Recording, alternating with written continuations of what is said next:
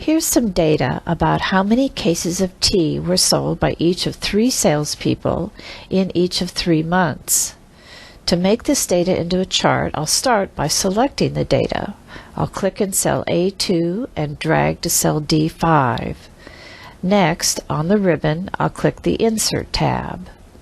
Here in the Charts group are the different types of charts that I could create: line or pie, bar, area. Well, I'm going to select column because column charts are commonly used to compare items, such as how these salespeople stack up against each other. I'll click the button to reveal a list of different column chart types I can select from. As I pass the cursor over each chart type, a screen tip displays the chart name and also gives a description of the chart type. Well, I'm going to select this one, clustered column. And that's it. I've created a chart with just a few mouse clicks, and you can see how the salespeople compare to each other month by month. Over here on the right is the chart legend, and it explains the colors assigned to each salesperson. For example, blue is assigned to Hanson, rust is assigned to Alexander, and green is for Parker. Now, Hanson outsold the others in January. Do you notice this screen tip? It says Hanson, which identifies the column, and January, identifying the month, and also value 240, which is the value in the cell that the column was created from. Now, Alexander outsold everyone in February, and then Hanson again outsold the others in March. Note, if you want to move a chart from one area to another, one way to do that is to use the 4-headed cursor. Just click and drag the chart to where you want it. When you create a chart, chart tools appear at the top of the ribbon with 3 tabs: Design, Layout, and Format. The tabs contain all the commands you need to work with charts. When you complete the chart and don't need the commands anymore, click outside the chart and the commands go away. To get them back, click inside the chart and once again the chart tools appear. By the way, if you decide you don't like the chart type after you create your chart, or it doesn't display your data the way you wanted it to, just click inside the chart. Then on the Design tab, in the Type group, click Change Chart Type.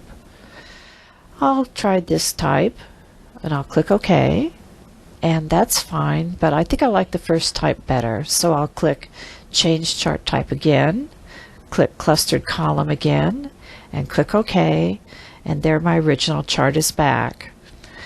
Now I'll click outside the chart, and the chart tools go away.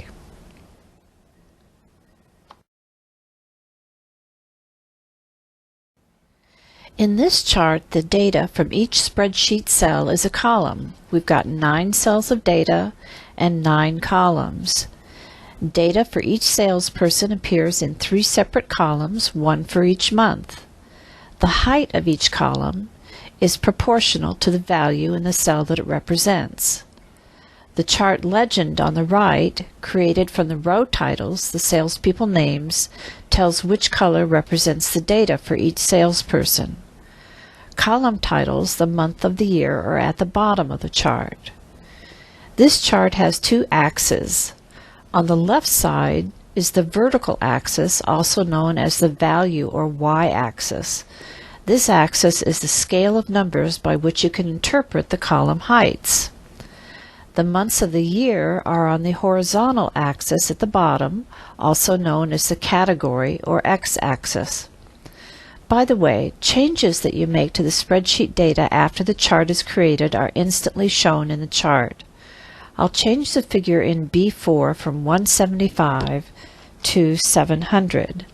Now watch the chart as I press Enter, and you see the column for Alexander in January update growing taller.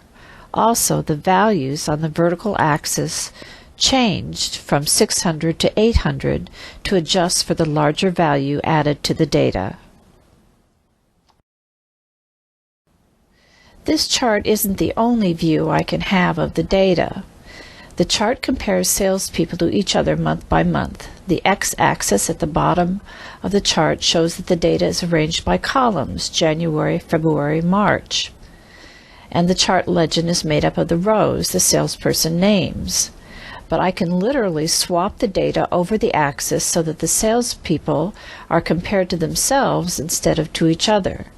To create this new view of the chart, on the Design tab, in the Data group, I'll click the Switch Row Column button. If you'll take a look at the chart as I click the button, you'll see it change.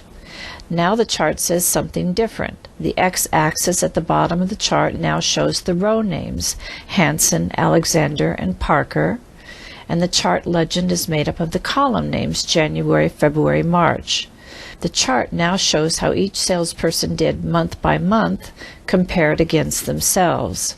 So here's all of Hanson's data, all of Alexander's data, and all of Parker's data. To switch the chart back to the original view, I just click Switch Row Column again and take a look at the chart, and there we're back to the original view.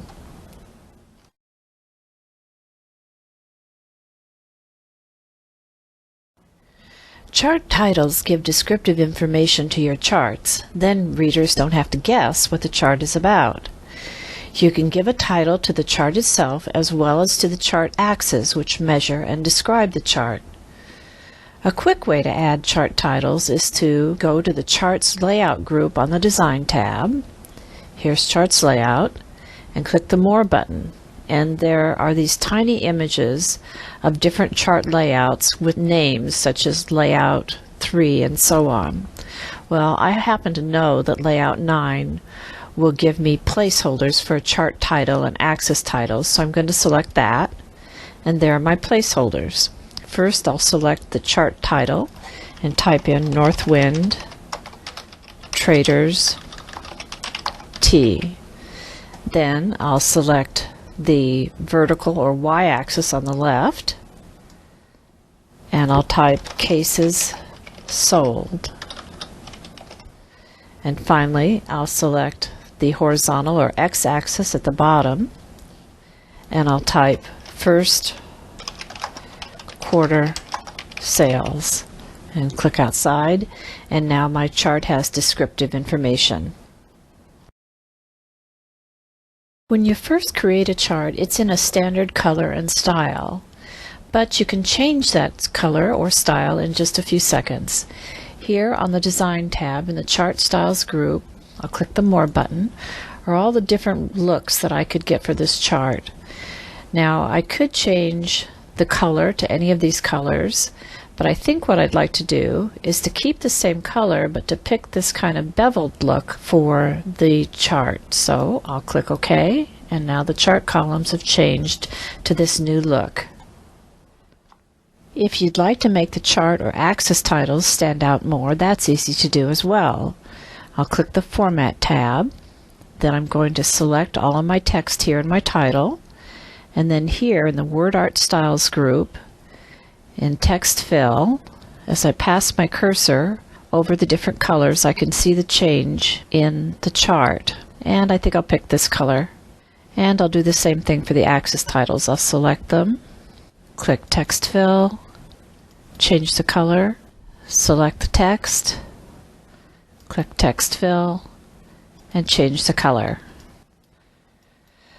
I can also do more with the format of each column. For example, I can add a shadow to each column. I'll click on Hanson and notice these little round grab handles, and they're on each one of the columns in the Hanson series. Then on the Format tab in the Shape Styles group, I'll click Shape Effects, then I'll click Shadow, and I'll pick this shadow here, which is offset diagonal top right.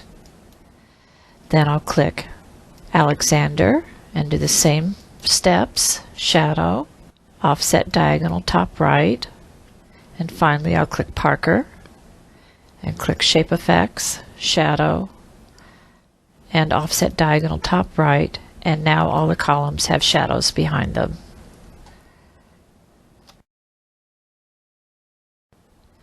Unlike a column chart, a pie chart can show only one set of values. I've got a list here of items sold for lunches at a cafeteria and the amount of money made on each item. So I'm going to make a pie chart to show the sales.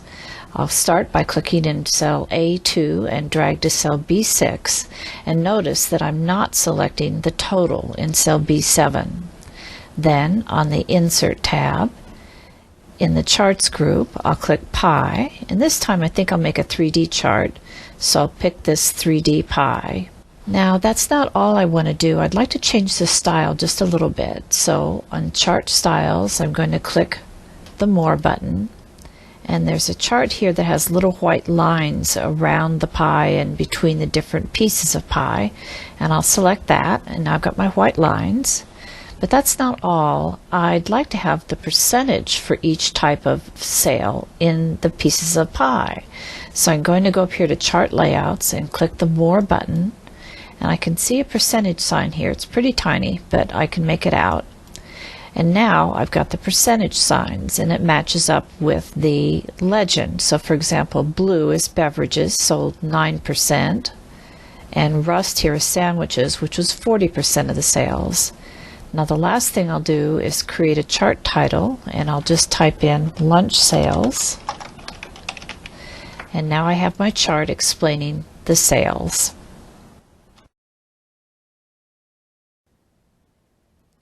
Excel has a lot of chart types to choose from.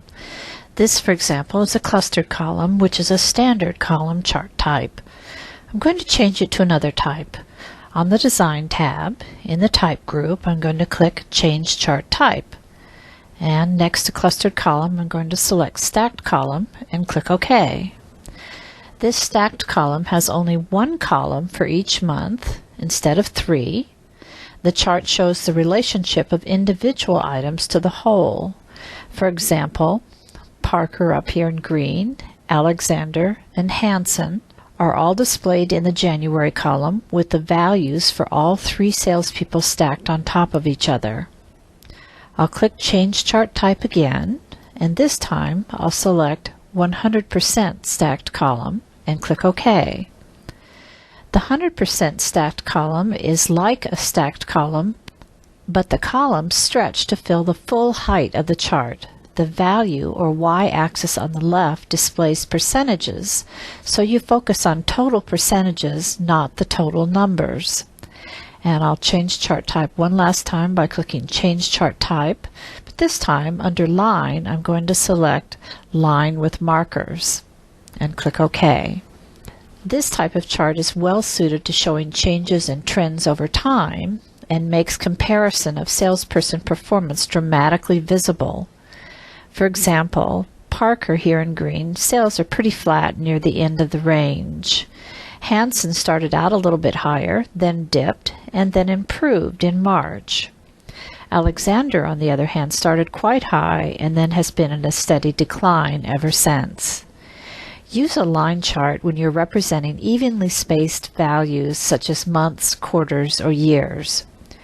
For more information about different chart types, see the quick reference card at the end of the course.